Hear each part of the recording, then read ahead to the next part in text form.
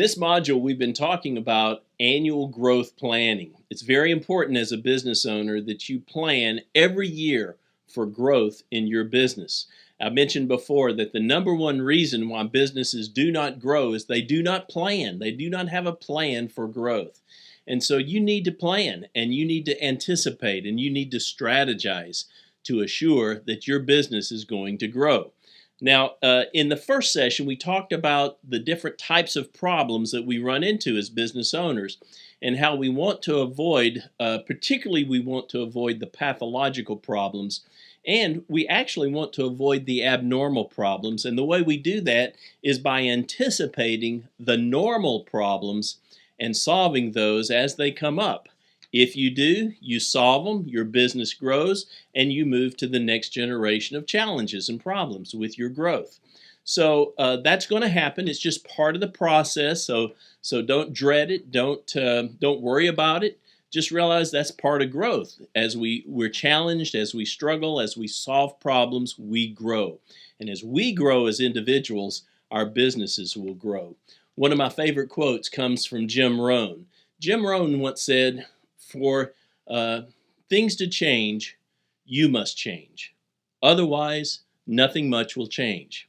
And the truth is, as we face these different challenges and different problems, it's about us changing and us growing as leaders as much as it is about our business growing. And so keep that in mind and ask yourself, how do I need to grow and how do I need to change so that I can lead at a higher level? And so we went from there into the life cycle of a business, and I encourage you to be thinking about where your business is. Are you in the infancy stage, the childhood stage, the adolescent stage, or that prime stage? And in this session, what I want to do is I want to focus on 3 barriers to scaling your business. We want our businesses to grow. We want to be able to not only grow, but sustain growth in our businesses. And there are 3 common barriers that we run into in that process. And here they are. Number 1 is leadership. You've got to grow as a leader, but you've also got to develop leadership within your company. You've got to develop your team. You've got to invest in them. You've got to mentor them and coach them and provide training opportunities for them to grow, for them to expand their vision, and for them to get better at what they do. And by doing that, you create leadership. And strong, dynamic organizations have leadership at every level in the organization.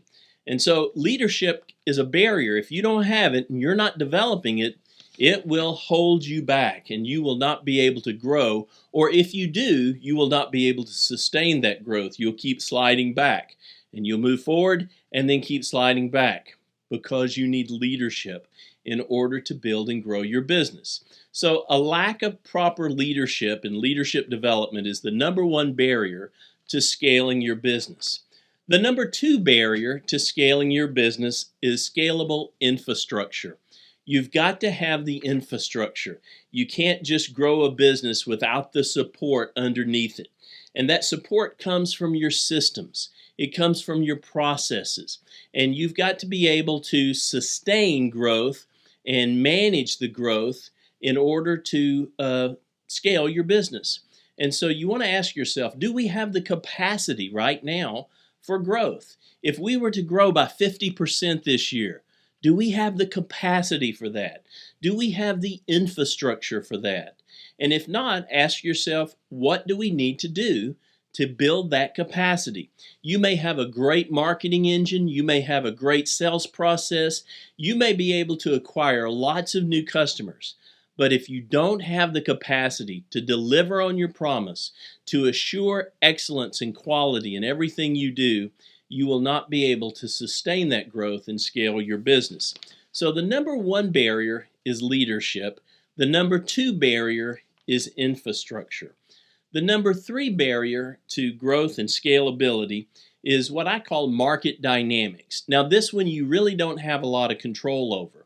So what you have to do as a business owner is you have to be looking at your market. You want to be looking at your local economy if you're a local small business. If you're a global business, you want to be looking at the global economy. But you want to be looking at the market conditions. Monitor, anticipate, watch those trends, and be thinking about how's this market going to change over time. The truth is, you may have a dynamic product or service today that really meets a tremendous need in your market, but it's not going to stay that way forever. The marketplace is going to change, and you want to be watching and anticipating, and you want to stay ahead of that, because as you start to see that change, you want to start making changes in your business so your business can continue to grow and develop over time. So the failure to address the increased competitive pressures that build over time and erode your margins is really what we're talking about here. And you want to be able to continue to think about, how do we add more value to our customers? So lack of proper leadership, lack of sustainable infrastructure, and I guess an unawareness of the market dynamics and shifts are going to be things, if you're not working on them, they will hold you back. They will be the barriers to scaling and growing your business. Now, what do you need to grow? There are three fundamentals for dynamic growth, and you want to be working on these three things. Number one is strategy. What's your strategy? And that's why a business plan is so important. You want to be thinking about your strategy for the coming year. How are we going to approach our marketing? How are we going to approach our sales? How are we going to approach our customer fulfillment? How are we going to approach our human resources and our talent development? How are we going to approach our administrative processes and support systems? You want to be thinking about those things and developing a strategy for growth. If you don't pay attention to those things and strategize for growth, you will get to a place where you've got new business coming in, but you don't have the infrastructure to develop it. So strategy is the number one fundamental for dynamic growth. The number two fundamental for dynamic growth is typically people. You need people. You need people to help you. You need people to support you. If it's not employees, it might be independent contractors. It might be referral sources. It might be strategic partners. It might be key vendors. But you need other people. And so you want to be thinking about those important internal relationships. Do I have the right people? And do I have the right people on the bus, as Jim Collins would say? And if I do, are they in the right places? Are they in the right seats? And so the first fundamental is strategy. The second fundamental is people. And then the third fundamental is execution. You've got to execute. You can have a great plan, but if you're not looking at it every week and you're not thinking about, what do I need to do next? What do I need to do next? What do I need to do next? You're not going to execute. And if you don't execute, your plan's really useless. So execution is crucial. And the way you execute is by looking at your plan on a regular basis. And I suggest you look at it every week so that you stay on track, you stay focused, and you keep working your plan, developing your strategy, and developing your people. Those are the fundamentals. And I want you to be thinking about those three barriers. Make sure they don't hold you back. Be thinking about these three fundamentals. Be working them as you go. And keep this in mind now as we continue to move forward on developing an annual growth plan.